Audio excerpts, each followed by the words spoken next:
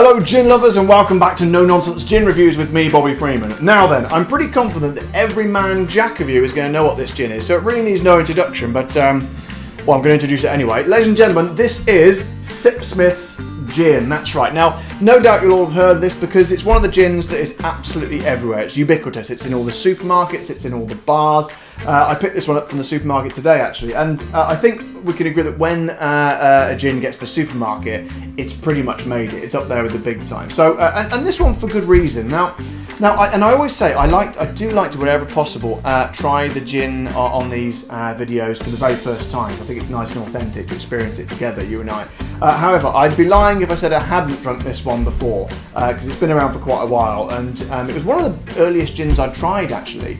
I think it was like the 4th or 5th. I started off with your Bombay and your Gordons, then moved past that rubbish.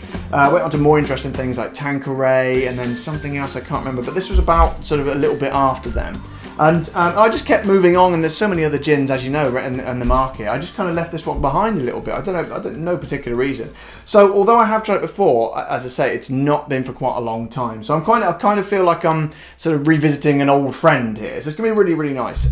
So let's have a little bit about their history, shall we? So apparently in 2009, Sipsmith set up London's first traditional copper distillery since 1820.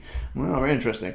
Sipsmith pride themselves on their hands-on crafting of small batch premium gin. Blimey, I didn't think they were that small because they're pretty much everywhere. Anyway, maybe that's how they started.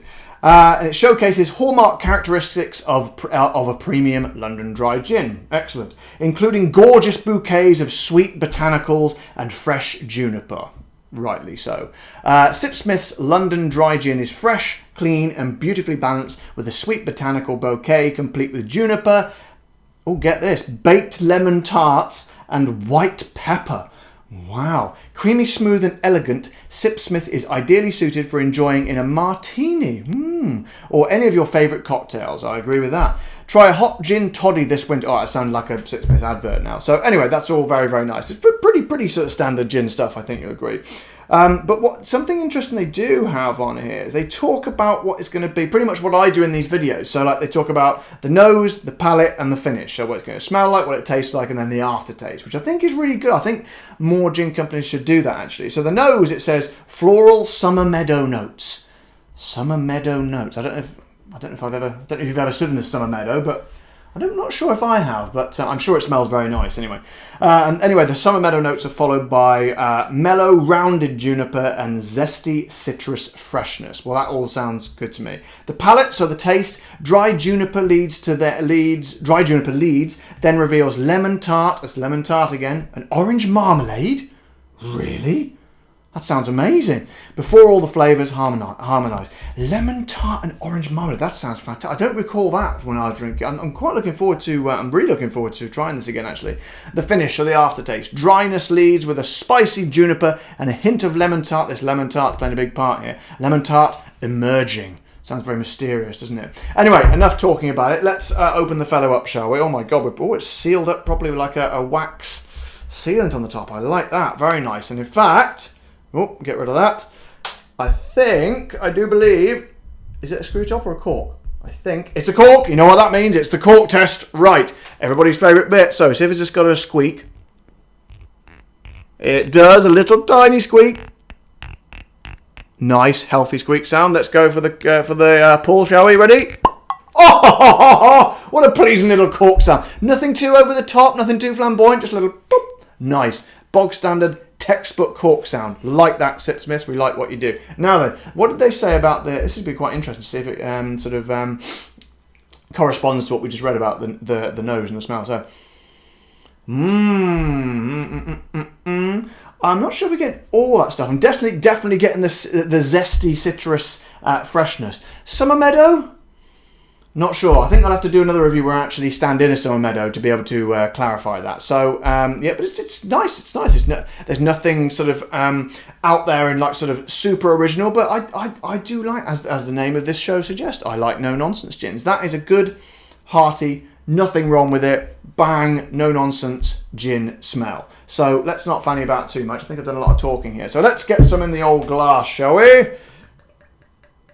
Oh, I do like the glug glug sound of a new bottle of gin. And we'll take a moment to acknowledge the bottle shower over here. I think it's nothing sort of completely out there. It's not absolutely bonkers or mad, but I think it's a very dignified bottle. Certainly, I love this mural of the swan and everything. I'm sure there's some sort of relevance there, which I will find out about later. But probably should have done before I started the video, but never mind. It's a nice picture of a swan, no matter what happens. No one can take that away. Now, this is slightly different to what I usually have. I know I'd like to think keep things scientific, because I usually use the gold label Fever Tree. However, today I came to my fridge to make the videos and I'd run out. So this is the Mediterranean Fever Tree, but to be honest, I can't really tell much difference. So as long as it's not like a sort of a ridiculous flavoured tonic, I don't think it's going to matter too much. So I think that looks about right. Let's try some of this, shall we? Here we go. So here we go.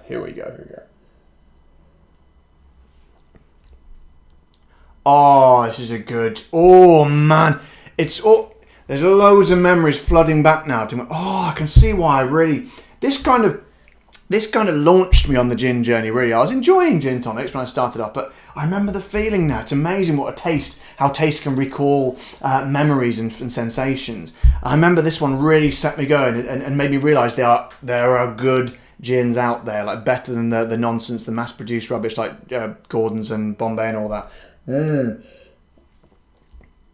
So what's it? So yeah, so definitely I mean, obviously all gin's got junipers in it, but this just seems to do the junipers really, really well. They come through and they're fresh and they're light and they're kind of... I did read on the website that they, I think they soak them beforehand or something so that the berries crack open before they actually bring them into the distilling process.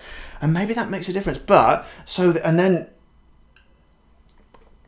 Oh, I always like to let gin settle in for a few sips because you never really taste it properly. I think it develops for the first 3 sips, I reckon. Once you've taken 3 sips of a gin, then you can really make an opinion on it. So let's go for the third here.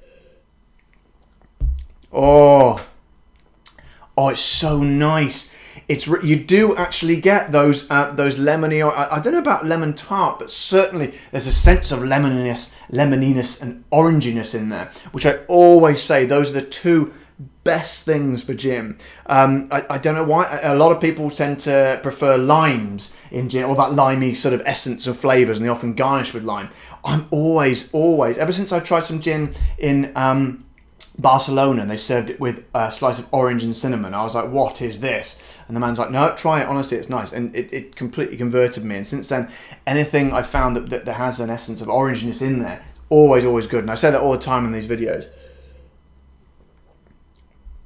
That is just lovely. It puts me in mind a little bit of the Beefeater. Not exactly the same. You could definitely tell they've got their own unique qualities. But the reason I say that is this is kind of it's a stalwart central figure of the gin world. Without this, like, the gin industry would not be the same. You need good, solid, reliable gins like this in the market, because when something, you might go to a sort of particularly flamboyant bar or something, there's all sorts of different out there bonkers mad gins with different flavours that you might just think, you know what, I just want a gin and tonic. I want a good gin and tonic. And Sipsmith's, I believe, is one of those tonics. It's good, old-fashioned, no nonsense, no messing about, nice gin. And it will never let you down. It will never let you down. That's just great. I'm so glad I've revisited this now. So thanks very much to Old Joy Machine for suggesting this. That's just a wonderful gin. You can't say too much more about it. It's just... And one of the best things is it's really well priced as well. It floats around just under the £30 mark, which, as you know, that's my top line, which I think you really need to pay for a good gin. Don't play over it unless you're feeling particularly flush. But I think I actually got this one for it was on offer. It was reduced from £28 to £22, so 22 quid for a 70 cl bottle. You just simply cannot go wrong. So that's the end of this video, I think, today, ladies and gentlemen. This has been, as you know, Sipsmith's, and my recommendation is just get some in your life, get some on your shelf, because you never know when you're just going to need some. You don't want any of that flamboyant nonsense. You just want a good, hard, old-fashioned, brilliant gin, and that's the one to go for. It's certainly one of the ones to go for anyway. So, ladies and gentlemen, that has been Sipsmith's. Well, yeah, it's just Sipsmith's, isn't it? I think they do another one as well, like a lemon drizzle one, which I'm very keen to try. I'll be look out for that coming up soon in another video. So, That's been Sipsmith, if I can say it correctly. I've been Bobby Freeman. This has been No Nonsense Gin Reviews. If you like this video or any of the other videos, please give me a bit of a like or feel free to subscribe. And if you want me to, if there's any gin that you particularly like and I haven't reviewed yet, please let me know. Put a comment below and I will endeavour to mention your name and review it for you. So, guys, that's been great fun as always, and I'm Bobby Freeman. I will see you next time. Bye-bye.